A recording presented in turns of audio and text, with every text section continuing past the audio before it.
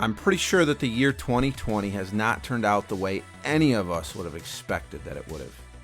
And so, my question that I have for you today is probably going to sound a little odd, but I want to ask you, what do you think the world will be like in 2050? You say, Pastor, why in the world are you asking that? What is important about 2050? 2050 is important because my children and many of yours will be in their 30s. And I wonder, as a church, what are we doing to prepare them for that? Are we investing in their lives in such a way that they can be men and women who stand strong for the Lord in the difficult times that are in front of them? Today, I want to think out loud about training up resilient disciple makers of the future. Oh yeah, and stick around because I have a free book to give away.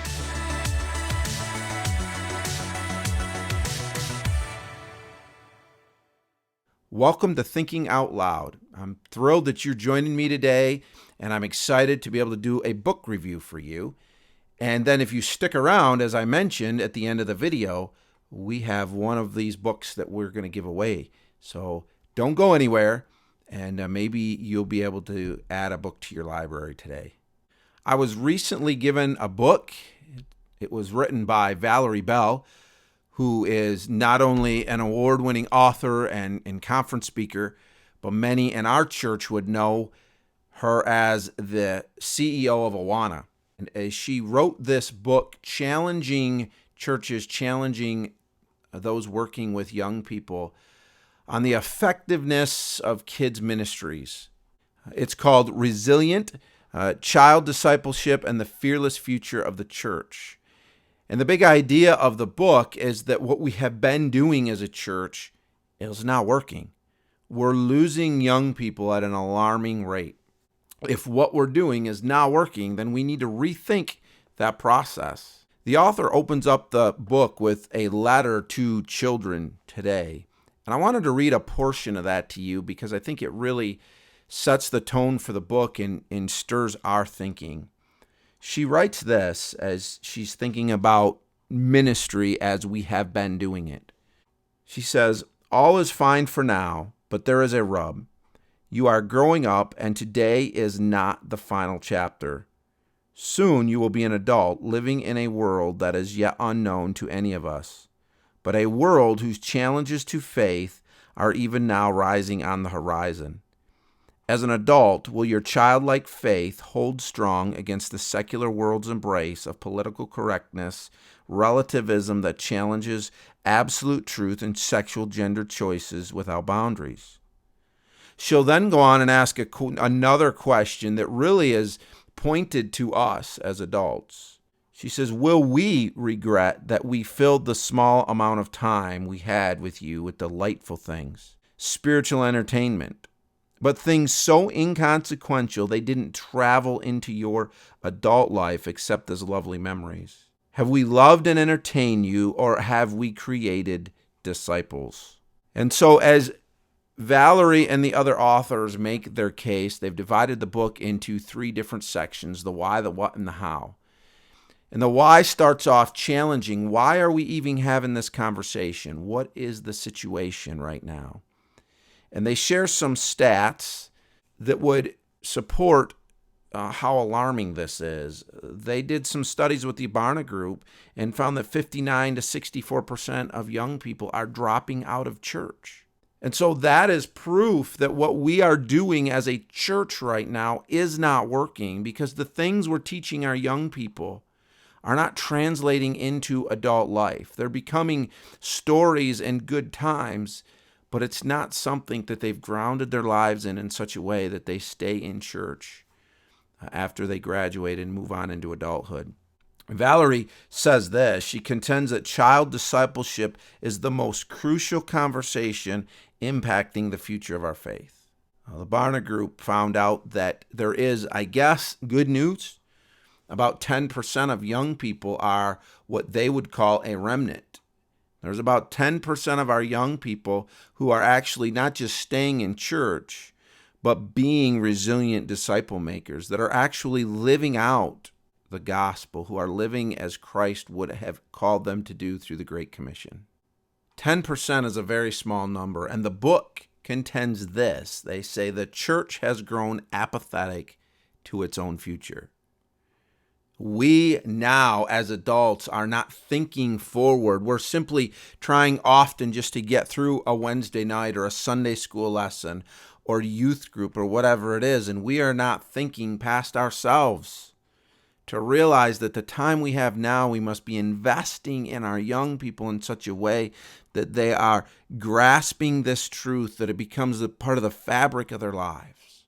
The idea of the book, the overarching theme, is preparing our young people for 2050. In 2050, my kids will be 37, 35, and 33. And so that really hits home for me. Asking, what is the church doing? I recognize that the parents should be the primary disciple makers, and that's talked about in the book. But what is the church doing to come alongside of those parents? Or what about the children who grow up in homes where their parents are unsaved and their parents are not discipling them? The church then must stand in the gap so that we are preparing our young people not just for future life in the world, but to be future leaders in our church. As they begin the conversation with the why, then the book moves on to what. What is the strategy? What are we going to do about this? After the book makes a case of why we should have this conversation, why we should be thinking about this, then they move on to the strategy, the what. And there's not a lot of strategy in the book, and I like that because as churches, we're all going to be different, and this is just a conversation starter for us. But the strategy they give is simple. The strategy is 3 words: belong, believe, and become. And what that looks like in our church and what that looks like in your church could be 2 different things. But the premise is the same. First of all, we need to be creating an atmosphere in our church where the kids feel like they belong. Many young people walk into our church on a Wednesday night or for Sunday school, and they come from homes where they're not even wanted. And so they need to know that we love them. They need to know that they belong. They need to know that they are special, not just to us, but to God, and God has a plan for them. And then from there, we can take that relationship and we can begin to teach them truths that they can hold on to, believe. More than just Bible stories, but deep truths of Scripture that are going to stay with them through their life. But teaching is not enough. We need to walk with them and help them become disciples that make other disciples. We need to show our young people how they can live out these truths. And so first, we need to be creating a culture of belonging for our young people, whether it's Sunday school, children's church, Awana, youth group, whatever it is. And then we teach them truths that stick with them, believe, and then help them become the resilient disciple makers that they need to be. So how does this happen? The book spends some more time unpacking some stats and challenging us, trying to inspire us. In fact, it talks a lot about inspiring leaders. Leaders need to be stepping up, and we need more leaders. And it's the same in every church, and we read that and we understand that. But this idea of inspiring leaders has always bothered me as a pastor, because I can do anything in the world I want to try to inspire you to step up and become a part of a ministry. And it's not going to do any good until God gets a hold of your heart.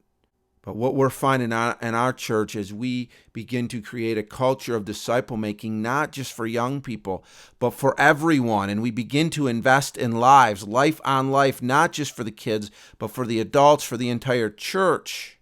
Then we're finding this natural desire to reach out beyond ourselves and invest in others. And so if we truly want to see this happening with our young people, it's got to start with our adults. We've got to begin changing what's broken from the top and begin building it down from the top down. And when we as adults are already living the truth and we're already investing in others, it's going to be much easier for us to naturally want to invest in these young people the way that we should. So overall, I want to say this is a great book. I really enjoyed it. It was a challenge. I love the focus of saying, let's look beyond just getting through or just doing church on a weekly basis. And let's look at the future. Let's think of these young people, these kids, as they walk in as the future. Let's think of what we're doing now to prepare them for 2050 as an adult. If you find yourself involved in young people's ministry of any kind, I would highly recommend that you pick up this book and read it and begin thinking through how effective not just your church, but your personal youth ministry is. So if you've stuck around to this point, it's time to give away a book. And I'm going to keep it simple. Down the road, as I get an opportunity to give away some more books, we might do it different. But this time, I'm going to ask you just to do something real simple. Email the church email address, and I'm going to put it down in the description, as well as a link to be able to find this book on Amazon as well, if you're interested. So I'm going to just give you that email address, and then it'll be also down in the description below. So email me at churchoffice@firstbaptisthc.com. That's churchoffice@firstbaptisthc.com. And just say, hey, I'd like that book. I think it would be a help to me. And if you're the first email I get, then the book is yours. We're going to make it that simple. Today, I'm thinking about resilient child discipleship and the fearless future of the church. And I want to challenge you to think about that with me. I know that working with young people, working with kids can be tough. And I want to remind you that a farmer does not farm just for a day and expect results. A farmer doesn't even farm for a week and expect results. A farmer doesn't farm for a year. A farmer farms for a lifetime. And it just might take a lifetime of investment in our young people for you to see the difference. So keep your hand on the plow, keep moving forward, don't give up.